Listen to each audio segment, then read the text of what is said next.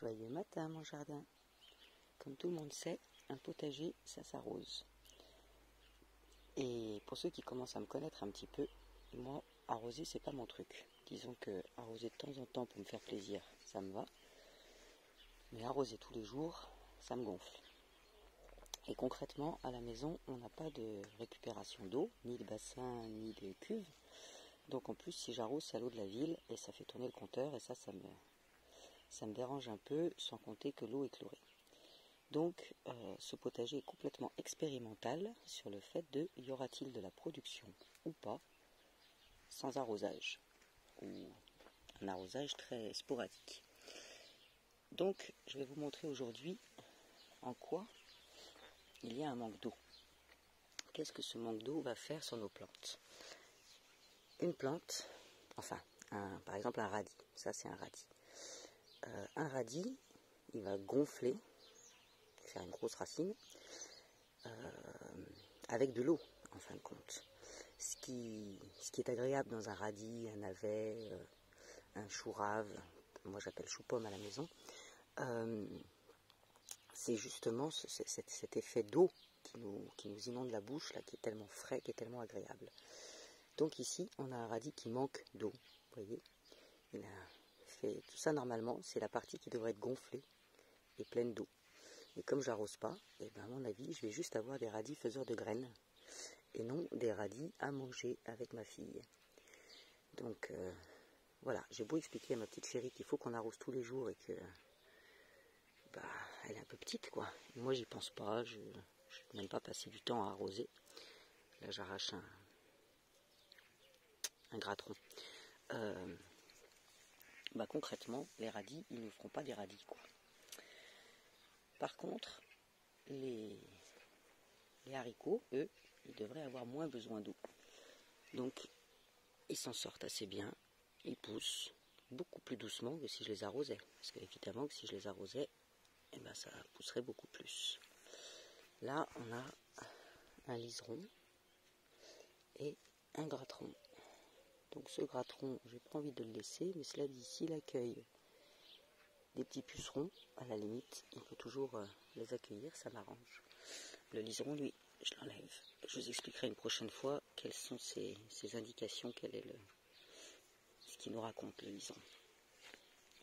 Vous voyez qu'il y a quand même pas mal de choses qui poussent, même si c'est très peu arrosé à part par les pluies. Là, on a des œillets d'Inde, tagettes, qui sont des nématodes, c'est-à-dire qu'elles repoussent les petits vers, ce qui est plutôt cool pour les racines et pour les tomates. Donc on les associe souvent aux tomates. Et là, c'est des tomates justement qui poussent. Et puis moi je trouve ça très joli, c'est coloré, c'est beau. Dans un jardin, on a encore des courges qui poussent un peu partout. Ça c'est des épinards sauvages, les kénopodes. Donc je crois que finalement le potager il va manquer d'eau, clairement. Mais il va quand même s'en sortir un petit peu. En tout cas, moi j'ai envie d'y croire. Il va y avoir une sélection au niveau des semences, donc comme Pascal Pout fait. Et ce seront les plantes qui sont résistantes et qui savent s'adapter à ces circonstances qui vont pousser. Donc elles seront moins productives, ça c'est certain. Mais productives de la manière que moi j'aime, c'est-à-dire débrouillardes, quoi, autonomes, résilientes. Et donc tout ça, ça va m'apporter à moi dans mes cellules quand je vais manger, parce qu'on se fabrique avec ce qu'on mange, on est ce qu'on mange. Ici les blettes par exemple, qui vont faire des salades, des épinards, elles poussent bien, elles se débrouillent plutôt bien. Je reviens un peu en arrière, le basilic clairement souffre de ne pas avoir assez d'eau. Sans compter que comme c'est un du commerce, si vous regardez bien, en fait il y a presque une dizaine de pieds, il n'y a pas un pied, donc une dizaine de pieds au 3 par 3, 9 cm², c'est beaucoup trop. Les maïs réputés pour avoir besoin énormément d'eau, ils poussent. Hein. On verra s'ils font des épis, après c'est pas parce qu'ils poussent qu'ils vont produire. L'oseille, elle se débrouille très bien. bonne vivace. La ronce, vous voyez qu'il pousse très très bien. Et elle est en train de nous faire plein de boutons. Donc on va avoir de la mûre sauvage dans le jardin. Ça c'est délicieux, on adore avec les enfants. Qu'est-ce qu'on a d'autre qui pousse bien? Regardez encore les maïs là. Ça c'est aussi du maïs. Ben, il se débrouille plutôt bien. On a un rang de salade qui pousse bien, contre d'autres qui ne poussent pas du tout. Ici, les petites fleurs, elles ont bien du mal à pousser, mais elles s'en sortent. Donc je me suis souvenu entre temps, et puis je reconnais là maintenant avec la première feuille. Je fais de l'ombre. Là maintenant on peut identifier la première feuille. Donc ce sont des nigelles de Damas. Damas, il fait plutôt chaud, il n'y a pas beaucoup d'eau, donc concrètement on devrait avoir pas mal de fleurs et elles devraient savoir se débrouiller même sans eau. Et puis je ne peux pas m'empêcher quand même d'enlever un peu les liserons, parce que les liserons c'est hyper invasif et que j'en veux pas autant que ça. Enfin en tout cas j'ai pas envie d'avoir de ces gratrons partout dans mon jardin.